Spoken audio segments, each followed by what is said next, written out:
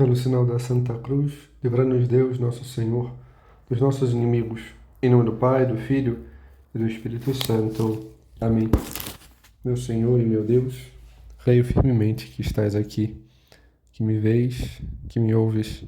Adoro-te com profunda reverência. Peço-te perdão dos meus pecados e graça para fazer com fruto este tempo de oração. Minha Mãe Imaculada, São José, meu Pai e Senhor, meu anjo da guarda, intercedei por mim. Entrando em Cafarnaum, imediatamente, no sábado, Jesus entrou na sinagoga e ensinava.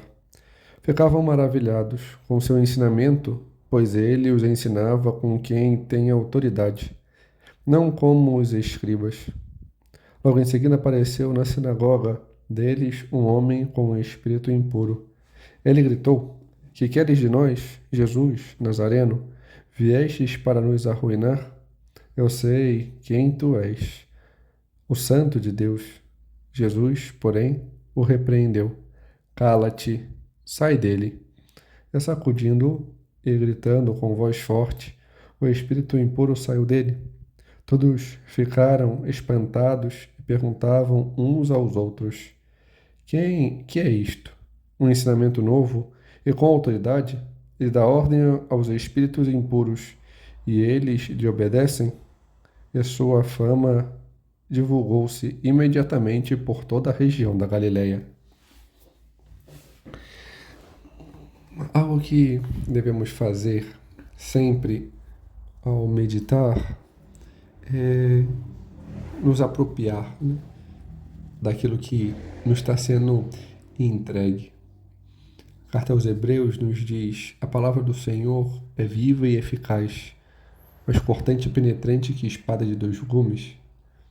Ela entra, corta e separa medula, espinha. Esse sentido de que sempre se faz nova a palavra de Deus. E ela deve penetrar na nossa vida. Ela devemos entrar com tudo, né? E por isso São José Maria, ele, de modo geral, aconselhava a seus filhos que se tornassem homens e mulheres de evangelho, que entrassem. Parte da meditação, quando se faz de modo próprio com a palavra de Deus, é entrar na cena, se apropriar daquilo e ver o que o Senhor nos fala, né? Porque ao entrarmos, o Senhor também entra em nós. E esse sentido nos vai preenchendo. Isso que devemos fazer, né? Tomar posse desta realidade, deste novo. A meditação, claro que às vezes nos deparamos com uma realidade, um sentido novo, né? Apossar-nos de uma verdade de fé e sentidos temáticos nos ajudam, mas é necessário que tenhamos contato com a palavra de Deus, né? E por isso, de modo geral, devemos ver este duplo sentido que se tem, né? O que a palavra nos fala e o que falamos a palavra, né? O que a palavra nos traz, essa realidade, né? Como somos inseridos, como ela nos permeia, e aquilo que toca a nossa vida, no qual devemos expressar e crescer. E por isso, este ato de ler com atenção, nos colocar na presença de Deus, sempre iniciamos assim, né? Nos colocando na presença de Deus e reconhecendo a sua presença, né, aonde estamos. Creio firmemente que estás aqui, que ali falamos com o Senhor. Por isso, este ato de ter um tempo, parar, ouvir a Deus, ler a palavra e ali ver, né, o que ela nos toca, como ela, né, toca na nossa ferida, naquilo que necessitamos ouvir e o que ela nos faz crescer. Entender, né, este meandro. E o que a palavra vem nos dizendo? né? Como entramos, né?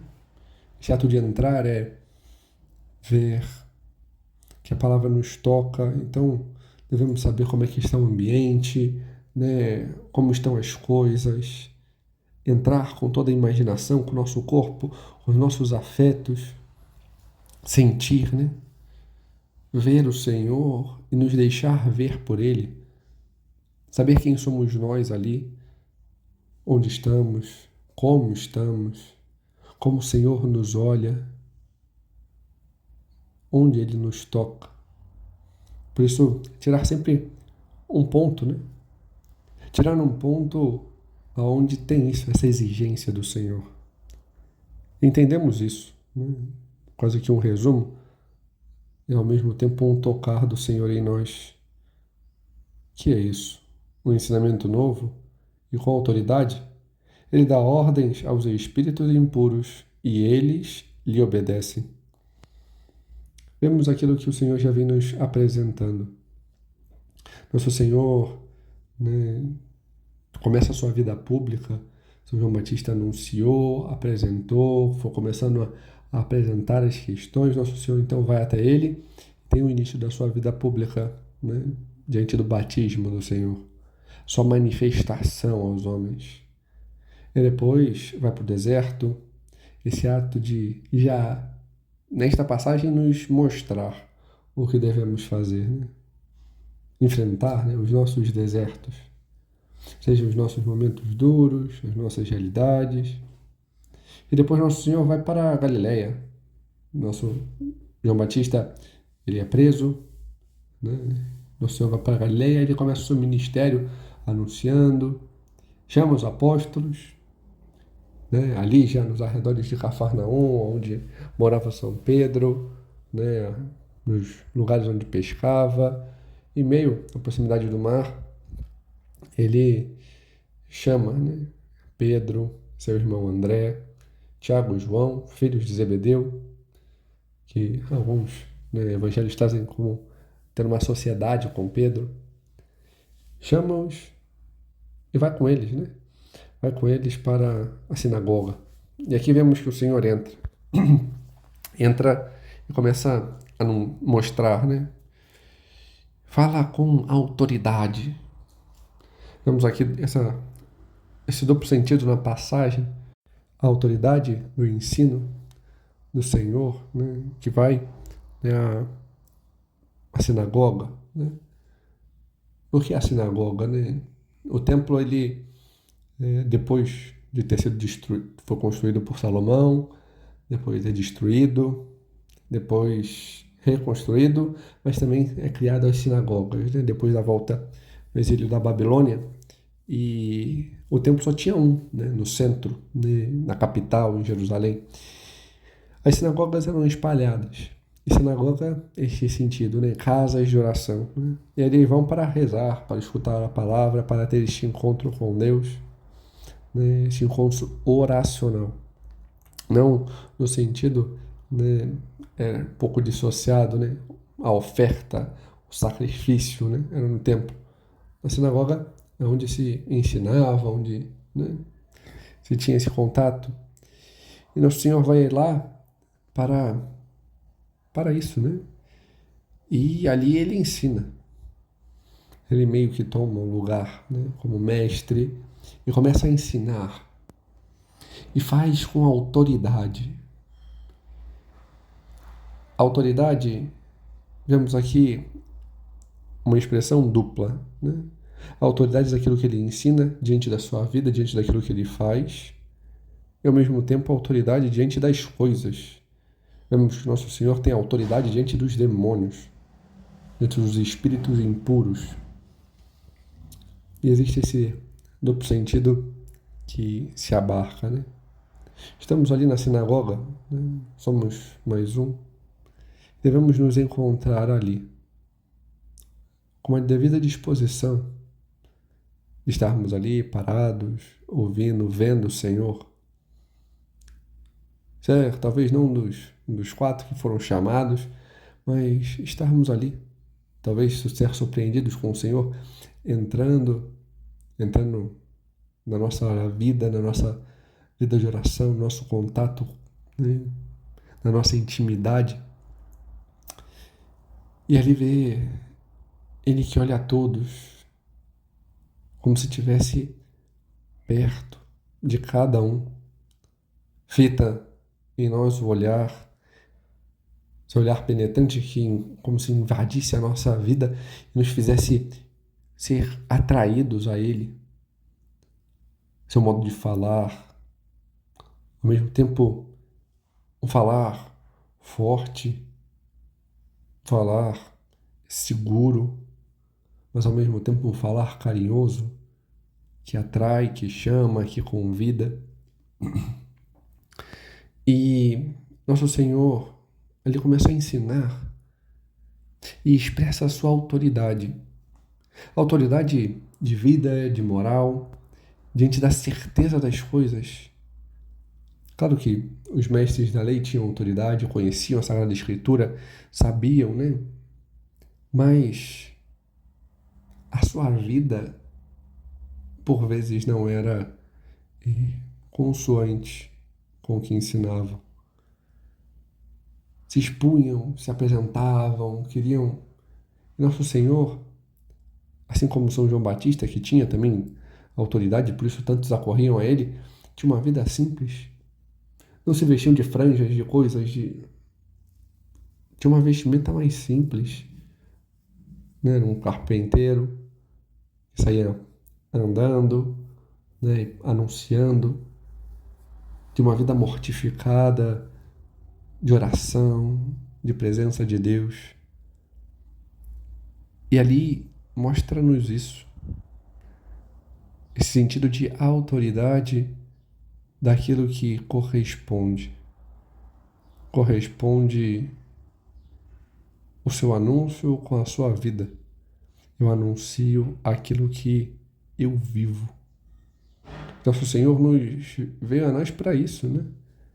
O Conselho traz, né, na Lumen Gentium, essa verdade expressiva, né?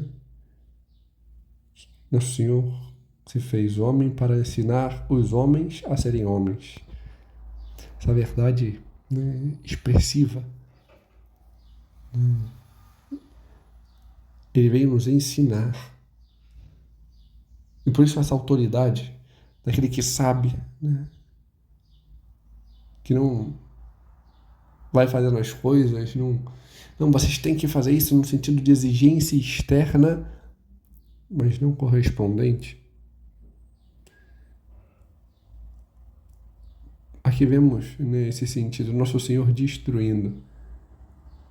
Tem um ditado que costumo dizer que é o ditado farisaico, e é o ditado que mostra o descrédito da autoridade daquele que o faz. Faz o que eu digo, mas não faço o que eu faço. Nosso Senhor aqui rasga isso. É um ditado um pouco farisaico, porque assim faziam os fariseus, né? Exigiam, mas para eles facilitava as coisas. Aqueles que falam, não, faz o que eu estou dizendo, mas não faz o que eu... Olha, então você não tem autoridade. Se você não me mostra como eu devo fazer, né? Tem que ser correspondente. A atitude tem que ser, né, congruente, né? A nossa vida tem que ser correspondente. Se eu não faço, né, se eu não ensino conforme a minha vida, se eu não ensino aquilo que eu vivo, então não é correspondente. Tem que ter essa atitude, né? Esse diferencial, essa expressão, né, de correspondência de vida. Se, por exemplo, né, os pais falam, não, você não pode mentir. Na primeira oportunidade, os pais não, fala que eu não estou, quando está. Olha, isso daqui não... E pode. Vai dando desculpas e tal, vai dizendo inverdades. Eles estão ensinando o filho a mentir. Pai que fala, você não pode falar palavrão. Mas os pais falam palavrão à torto que é direito. Está ensinando o filho a falar palavrão. A culpa é dos pais. né? Um padre que, né, fala, não, tem que buscar ir na missa sempre e tal. Mas já seria uma loucura, né? Um padre que não celebrasse todos os dias, né? O próprio São Paulo VI fala, né? É fortemente aconselhável, né? Não tem uma obrigação explícita, né? Os padres são obrigados a rezar a liturgia das horas todos os dias, mas a celebração da missa, né? Propriamente não, mas tem uma recomendação fortíssima, né? Do mesmo modo como rezar, como, né, fazer, né, meditação. Um padre que o faz, que o indica, que o aconselha, mas ele mesmo não faz, ainda que não vejam, perde, né? Porque como é que ele vai ensinar se ele não pratica, se ele não age dessa forma? É necessário ser diferente, ter essa atitude diferente. Eu tenho que buscar ter esta autoridade de corresponder, de fazer, né? Senão não tenho autoridade para pedir, para aconselhar, para anunciar, né? Nosso Senhor tem essa autoridade que é expressiva. Essa autoridade se explicita, claro que neste exemplificar, né, dos demônios, que tem um duplo sentido.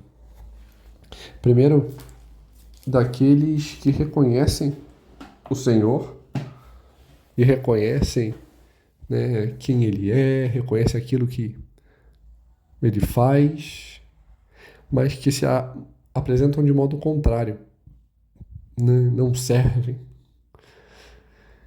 E aqui, aqueles que agem com esta falta de autoridade, dizem uma coisa e fazem outra, tem um pouco disso, né?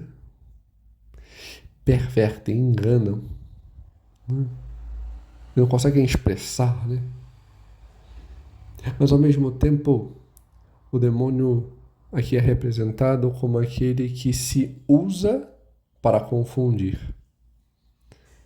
No deserto, né, São Marcos apresenta de modo, como vimos, mais contraído, né? Ele não coloca tantas coisas, não apresenta as tentações no deserto. Já os outros evangelistas já apresentam, né? E mostram as tentações, né? A tentação, né, os prazeres, mostrando a comida, a tentação, né, ao ter as coisas, a tentação ao poder. E ele vai fazendo isso e maquinando usando a palavra de Deus. Ele joga, mas ele distorce. Ele vai segmentando as coisas. É interessante ver isso, né? Ele conhece, ele tem conhecimento da palavra de Deus. Ele sabe da realidade, mas ele faz as coisas para distorcer. Ele usa as coisas de modo segmentado, partitivo e não no ensino como se deve fazer. A Sagrada Escritura, ela é um livro, ainda que seja uma coleção de tantos livros, como a própria palavra diz, biblos, né? É quase, poderíamos colocar como quase uma biblioteca, né? Um conjunto de livros. E é fato. Mas é ao mesmo tempo um livro. Tem um autor, Deus, que e outros autores secundários, aqueles que escreveram cada um dos livros ao longo do tempo. Mas o primeiro autor é Deus, que quer nos transmitir uma realidade, uma verdade, o seu amor por nós. São João, ele dá quase esse acabamento, né, na sua primeira carta, quando diz Deus é amor. Mostra essa realidade. O diabo, ele pega tudo isso, todo o conhecimento que tem, mas que ele não vive, e usa para distorcer, né? Pede que transforme, se és filho de Deus, atira-te daqui abaixo, porque os anjos usam os salmos, vai usando as Sagradas Escrituras para... E às vezes a gente vai traindo a palavra, vai distorcendo a palavra. Há pessoas que fazem isso, né? Tem autoridade? Não. Conhecem, mas não o fazem. Por exemplo, pessoas que utilizam a palavra para distorcer. As heresias começaram assim, né? As heresias sobre nosso Senhor Jesus Cristo, né? Ele é o servo, tal coisa, quando apresentam, né? Liturgia do batismo do Senhor. Ele é o servo de Deus que foi... Tá, mas qual o sentido que está aqui? Como é expresso, né? Naquela parte em Atos dos Apóstolos, diante daquele anúncio, está ali, mas qual o sentido daquilo? A gente vai encontrar no Evangelho. Este é o meu Filho amado, no qual eu pus todo o meu agrado, todo o meu bem-querer. Esse é o meu Filho dileto, no qual se encontra todo o meu amor. É na relação, né? Ele é o Filho de Deus. Ele é um com o Pai e o Espírito. Ele é aquele que veio a nós, é um ungido, que vem anunciar, mas é o próprio Senhor que vem para nos salvar. A gente é permeado. Não é só cortar, não é só diferenciar, repartir as coisas. Os mesmos que usam, né, isso para falar, por exemplo, né, dos santos, da bem-aventurada Virgem Maria, por exemplo, achando que Nosso Senhor a despreza. Quem é minha mãe? Quem são meus irmãos? Achando que, peraí, mas o que Nosso Senhor fala dela? Ao referir-se à Virgem Maria, trata com sentido matrimonial. A mulher não é um ato de desprezo, mas o sentido matrimonial. E além disso, a exalta. A mensagem do anjo, que é a mensagem de Deus a ela, por meio dele, começa num reconhecimento que é Kaitomene, cheia de graça. Exulta. O Senhor está contigo. Ele te fez, te moldou e resplandece a sua beleza. A graça do Senhor te reveste por inteira. Em ti não falta nada. És a mais bela. No sentido de beleza, no sentido de moral, de autoridade, de correspondência com o Senhor. És aquela que o Senhor escolheu para que ele pudesse vir. Não é algo qualquer, mas aquela. E a sua resposta, o ser, né, aquela que ouviu, acreditou, aquela que deu o seu sim, aquela que correspondeu em tudo, é muito mais acima. Quem ouve e faz a vontade do Senhor, quem mais o fez senão a Virgem Maria? Ali Nosso Senhor está exaltando, elevando. Ela já é grandiosíssima por ser mãe, por ter gerado em seu ventre, mas é tão grande porque ela soube corresponder, fazer a vontade de Deus e dar mais glória no céu do que todas as outras, do que todas as criaturas. Então, esse sentido, né? Temos que entrar e ver. Não podemos perverter. E assim ver o que isso toca na nossa vida. Como está a nossa autoridade? Em todos os âmbitos. Será que estamos distorcendo as coisas? Quase que num telefone sem fio, né?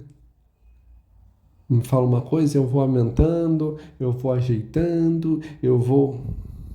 eu vou mentindo, vou omitindo, porque eu não quero contar tudo que eu devo a quem eu devo contar. Mas a qualquer pessoa que me pergunta, eu vou falando as coisas e às vezes eu acho que eu tô numa saia justa, é que a pessoa não tem que saber nada, mas aí eu vou falseando, porque como é que eu não vou falar para fulano? Se ele não tem que saber? Porque eu quero continuar na minha aparência de quem sabe, de quem conhece, de quem faz. E aí a gente vai pervertendo, vai perdendo a autoridade. A autoridade que é necessária.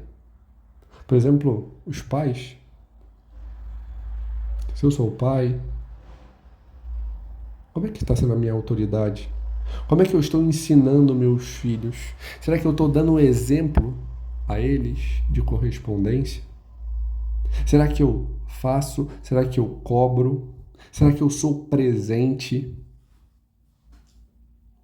Ou será que eu vou. Ou será que eu sou um pai superficial e bonachão? O mero empregado do meu filho. Que estou ali para fazer as coisas para ele. Então, eu não tenho autoridade. E quando eu terminar meu tempo de serviço, eu vou ser descartado. Essa aqui é o sentido de reciprocidade. A autoridade do pai, ela mostra, ela se confirma depois. Porque um pai ele tem que ser pai. E é aquele que conduz, que aconselha. Mas se eu nunca o fiz, se eu não me fiz presente, mas dei presentes. Se eu não fui aquele que estava com meu filho, mas que fui dando coisas, eu fui tirando a minha autoridade. Fui esvaziando a minha autoridade. Não cobrei o que deveria ser cobrado, não fui presente naquilo que deveria. E vou perdendo isso, esse sentido. Será que eu tenho autoridade diante dos outros, dos meus amigos? Será que eu mostro isso? Como? Diante da minha postura, diante da minha vida. Nosso Senhor aqui nos apresenta isso. Nós devemos ser Cristos. Apresentar esta firmeza, essa retidão, essa ser congruente, ser, consoante. Aquilo que eu falo tem que ser consoante com a minha vida, com aquilo que eu vivo. Mas por vezes nós somos diferentes. Vivemos num aparente, num vendaval de sentimentos, uma distorção, porque eu não sei viver. Eu me deixo levar. Eu não busco a firmeza que eu devo buscar, mas ao contrário, eu me deixo levar pela aparência. Não quero ser cobrado, não quero ser exigido, não quero perder. E por isso eu não sei viver. Eu não quero dizer não. Não quero fugir das coisas, das ocasiões que me levam ao contrário, mas fujo daquilo que eu devo ser presente. Por exemplo, aqueles que estão num relacionamento devem ter certa autoridade um para com o outro. Senão, é um uso. A autoridade de correspondência, de saber viver, de ter esta unidade. Imaginemos um casal no qual tenha uma das partes extremamente mundana e que quer, somente os prazeres, as aparências. A outra parte, se ela só cede aos prazeres, tem relações fora do casamento e vai vivendo e vai, tendo posturas não tem diálogo, não se conhecem, mas tem um aproveitamento do outro. Um coisifica o outro, mas não tem um ato relacional de presença, de vida, de ser um para o outro. Se não se exerce essa autoridade de saber dizer não, de saber fugir das ocasiões, não namorando, né, de modo solitário, porque a propensão de cair, não, né, buscando ter lugares públicos, não excedendo nas coisas. Então, não se tem autoridade. E aí havemos o esvaziamento e provavelmente o fracasso. Brigas, um dependencialismo, porque tudo vira um sentimento. Mas no dia que o sentimento acabar, vem a depressão, vem a superficialidade, vem a angústia, vem a dor, a separação. É necessário saber, né? Exercer essa autoridade para com o outro, da correspondência. A correspondência diante de tudo, né? Do ambiente no qual vivemos. Saber ter este domínio de si para saber anunciar. Somos chamados a ser Cristos, outros Cristos, para os nossos próximos, ter e corresponder a esta autoridade, de sermos membros do corpo de Cristo. Nosso Senhor nos chama a isso, nos convida a isso, a este apropriar, né? E não ficar neste enganamento, nesta superficialidade, nesta distorção das coisas. Nosso Senhor nos chama a mais. A Virgem Maria, ela teve essa correspondência. Ela soube ouvir e corresponder. Viveu plenamente na correspondência ao Senhor. Por isso, é exaltada nos céus.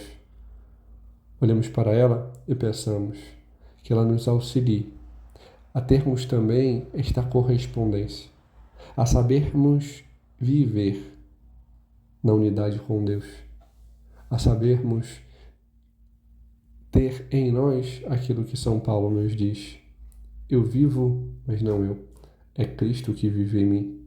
Termos assim esta autoridade na correspondência à vontade do Senhor para nós. Dou-te graças, Senhor, pelos bons propósitos, afetos e inspirações que me comunicaste neste tempo de oração. Peço-te ajuda para os pôr em prática. Minha Mãe Imaculada, São José, meu Pai e Senhor, meu anjo da guarda, intercedei por mim.